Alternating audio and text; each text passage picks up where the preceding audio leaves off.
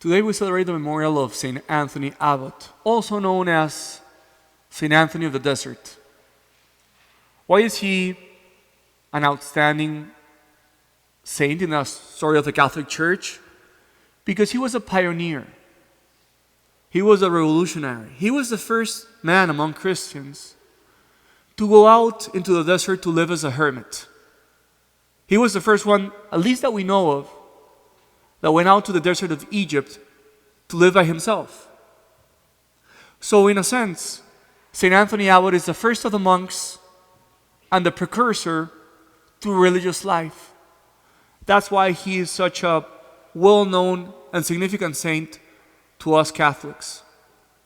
He lived in the 3rd century, and he was the master of other great saints. For example, he was the spiritual master of St. Athanasius. I want to share just one episode of the life of St. Anthony.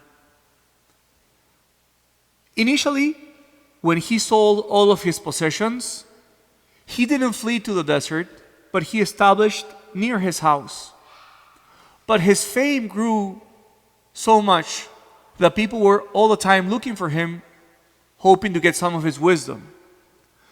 Tired and unable to be available 100% to God, that's when he fled to the desert. But he also fled to the desert with a very specific goal in mind.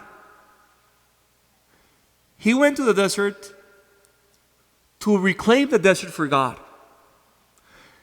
In those days, they thought that the desert was the dwelling place of the devil. And they thought this because when you look at scriptures, when Jesus was led by the Spirit into the desert, who did he encounter in the desert? The devil.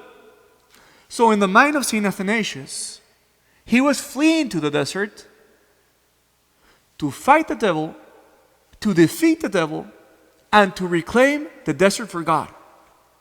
So Athanasius tells us that when Anthony went into the desert, he dwelled in a graveyard because he thought that a graveyard was a great place to call on the evil spirits and to be able to fight with them. I guess he didn't know how this fighting was going to look like. But Athanasius tells us that Anthony invoked the spirits in a desire to defeat them, and they attacked him even physically, in the same way that St.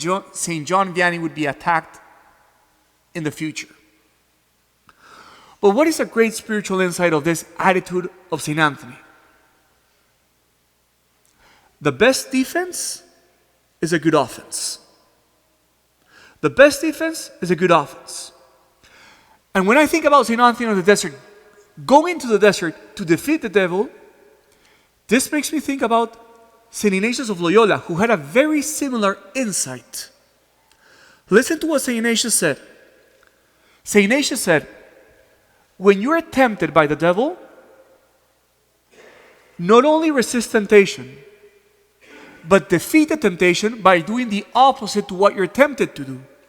And he gives two very specific examples. He says, if the devil tempts you to cut your prayer short,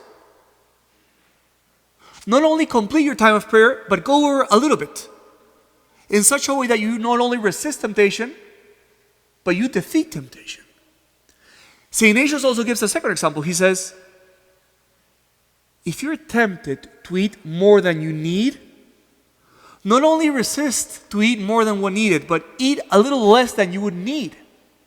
So that not only do you resist temptation, but you attack the tempter.